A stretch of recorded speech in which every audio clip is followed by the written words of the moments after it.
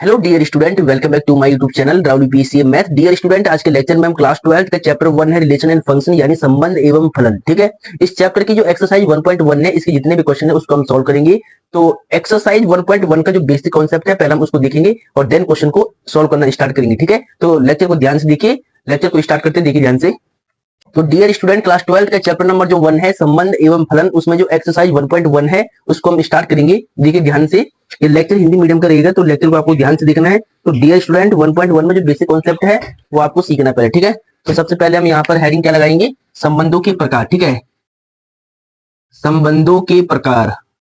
Dear student, पहले आपको क्या समझना है, संबंधों के प्रकार इंग्लिश में क्या बोलते हैं, types of relations. Types of relations. ठीक है, तो इसमें देखिए जो इस एक्सरसाइज 1.1 में आएंगे वो आपके 3 टाइप के रिलेशन आएंगे। ठीक है, स्वतुल्य, सममित, संक्रामक। ठीक है, यानी रिफ्लेक्सिव, सिमेट्रिक एंड ट्रांजिटिव। ठीक है, तो देखिए ध्यान से, सबसे पहले आपको जो संबंध की बात करनी है, जो रिलेशन की बात करनी है वो स्वतुल्य है। ठीक है, स्वतुल्य संबंध। स्वतुल्य संबंध इंग्लिश में क्या बोलेंगे, रिलेशन। इंग्लिश में क्या बोलेंगे इसको, इंग्लिश में क्या बोलेंगे इसको, रिफ्लेक्सिव, रिफ्लेक्सिव रिलेशन।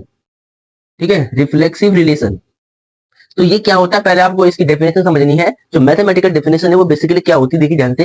देखिए स्वतुल्य के लिए क्या आप लेते हैं, देखिए ध्यान से, इफ आपको क्या करना है कि सेम एलिमेंट, मान लो एक सेट ए है, ए में एक समुच्चय ए पर एक संबंध आर इस प्रकार से परिभाषित होना चाहिए कि समुच्चय ए का सेम सेम एलिमेंट अगर आर में आ जाए।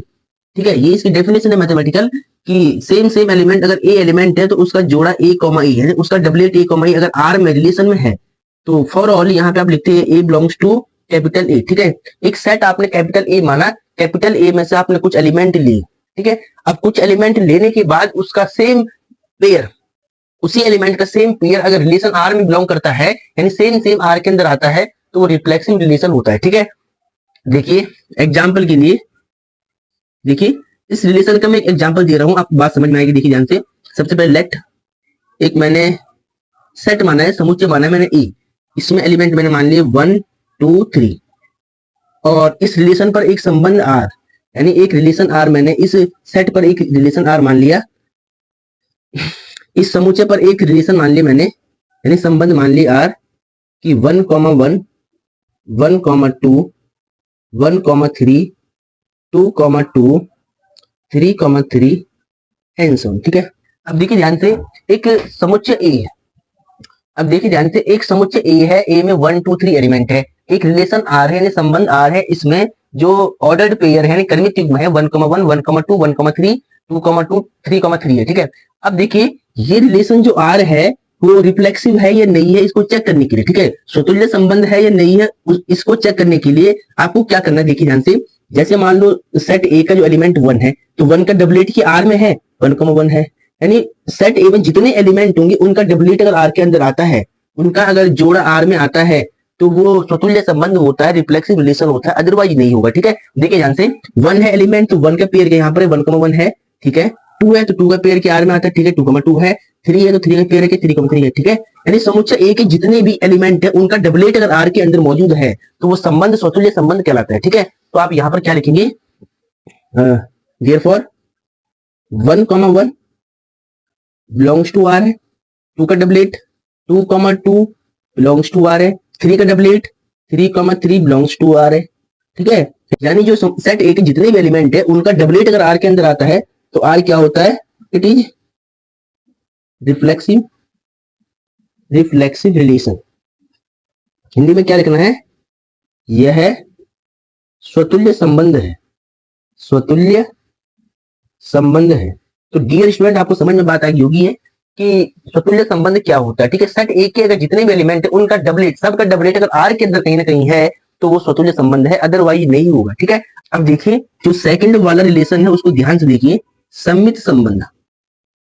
सम्मित संबंध इंग्लिश में क्या बोलते हैं, सिमेट्रिक रिलेशन, सिमेट्रिक रिलेशन। ठीक है, इसको ध्यान से समझिए, इसमें आपको क्या करने हैं, एक एलिमेंट लेकर चलना है। ठीक है, एक ऑर्डर्ड पेयर लेकर चलना है। इफ देखिए लेट, आपने मान लिया कि a b belongs to R में है। ठीक है, ठीक है, मान लिया आपने किसी सेट ए में से किसी भी सेट ए के अंदर से आपने दो एलिमेंट मान लिए A comma B belongs to R में है, यानी ये ऑर्डर्ड पेयर अगर आर में है तो इसका अपोजिट, इसका उल्टा, अगर इसका उल्टा यानी देयरफॉर यानी b comma a belongs to R, ठीक है।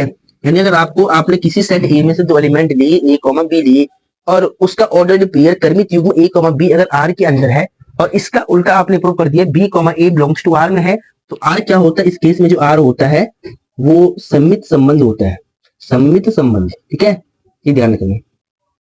और यहां से फॉर ऑल आप बोल सकते हैं फॉर ऑल जो A comma B belongs to R, ठीक है। आपने क्या करना है ए और बी आर में से लेनी, ठीक है। अब इसका एग्जांपल मैं आपको यहाँ पर दे रहा हूँ, ध्यान से देखिए। एग्जांपल इसका कुछ इस प्रकार से रहेगा कि एक सेट आपने मान लिया ए, एक सेट आपने मान लिया ए, इसमें मान लिया 1 2 एलिमेंट, ठीक है। चाहो एक आप और मान सकते हो 1 2 3, ठीक है, ये आपने मान लिया। अब इस पर एक रिलेशन आपने परिभाषित किया है कि 1 2 2 2 1 1 और 2 1, ठीक है। अब देखिए ध्यान से, सम्मित संबंध के लिए आप क्या करते हो, आपके पास एक रिलेशन दिया हुआ है और एक सेट दिया हुआ है, समुच्चय दिया हुआ है, तो आप क्या करेंगे, देखिए ध्यान से। देखिए मैंने क्या बोला था, आपने देखिए जो सेम सेम वाले डबलेट है उनको आपको छोड़ देना, उसको स्किप करना है, ठीक है, क्योंकि इसका उल्टा होता है, 2 का उल्टा 2 ही होता है। तो जो सेम सेम वाले एलिमेंट होंगे उनको छोड़ करके आपको क्या करना है, देखिए ध्यान से। जैसे कि आपने 1 2 लिया है, अब इसका उल्टा क्या 2 1 आर में है, देखिए 1 2 है, इसका उल्टा भी 2 1 भी है, तो ये क्या है, सम्मित संबंध है, ठीक है। देखिए आपको लिखना कैसे है, आपको लिखना है कि 1 2 बिलोंग्स टू आर में है और इस ऑर्डर्ड पेयर का अपोजिट रिवर्स 2 1 अगर ये आर में मिल जाए बट 2 1 बिलोंग्स टू आर, ठीक है। इसका रिवर्स यानी 1 2 का उल्टा, यानी आप कोई भी ऑर्डर्ड पेयर लो और उसका उल्टा अगर आर के अंदर मिल रहा हो तो वो सम्मित संबंध होता है, ठीक है। तो इसका रिवर्स है तो आर क्या, आर सम्मित संबंध है, सम्मित संबंध है, ठीक है। तो ऐसे आपको चेक करना है कि अगर ए कॉमा बी आर में है, इसका उल्टा बी कॉमा ए अगर आर में आ जाए तो आर सम्मित संबंध होता है, ठीक है। अब देखिए तीसरा वाला यहाँ पर देखिए ध्यान से, संक्रामक संबंध, हिंदी में क्या बोलते हैं, संक्रामक संबंध, इंग्लिश में इसको बोलते हैं ट्रांजिटिव रिलेशन, ट्रांजिटिव रिलेशन। तो डियर स्टूडेंट अब ध्यान से देखिए आप, ट्रांजिटिव में बच्चों से गलती होती है, इसको आपको बिल्कुल ध्यान से समझना, केयरफुली, ठीक है। देखिए ध्यान से, इसमें हम क्या करते हैं, लेट या इफ, हम दो ऑर्डर्ड पेयर लेकर चलते हैं और तीसरे को हमें प्रूव करना होता है, ठीक है। देखिए जैसे जैसे आपने मान लिया A comma B belongs to R में है and B comma C belongs to R में है, जहां पर A B C belongs to set A, एक समुच्चय ए है, ए में से आप 3 एलिमेंट उठाएंगे ए बी सी, वो सेट ए के रहेंगे। अब इनमें एक रिलेशन ऐसा आपको मिलना चाहिए कि ए बी आर में है और बी से शुरू होने वाला बी कॉमा सी आर में है, यानी ए बी एलिमेंट आर के अंदर है, बी सी आर में है। अगर इन दोनों से ये प्रूव हो जाए कि ए सी भी आर में है तो ये संक्रामक होगा, ट्रांजिटिव रिलेशन होगा, ठीक है। देखिए ध्यान से, यहां से अगर ये प्रूव हो जाए कि बी से बी कट करके ए कॉमा सी, अगर A comma C belongs to R में प्रूव हो जाए, ठीक है, यानी कि आर में दिया हुआ है और ये आर में दिया हुआ है, इससे ये प्रूव हो जाए कि A comma C belongs to R है, तो इस केस में जो आर होगा वो ट्रांजिटिव रिलेशन होगा, ठीक है, ट्रांजिटिव रिलेशन होगा, इसका आपको ध्यान रखना है, ठीक है। ये मोटा मोटा मैंने आपको समझा लिया है। इसके बाद आता है इक्विवेलेंस रिलेशन यानी तुल्यता संबंध, ठीक है। तो पहले उसको लिखते हैं, तो 4th नंबर पे क्या आता है, तुल्यता संबंध। तुल्यता संबंध क्या होता है, इक्विवेलेंस रिलेशन, इसको इंग्लिश में बोलते हैं, ठीक है।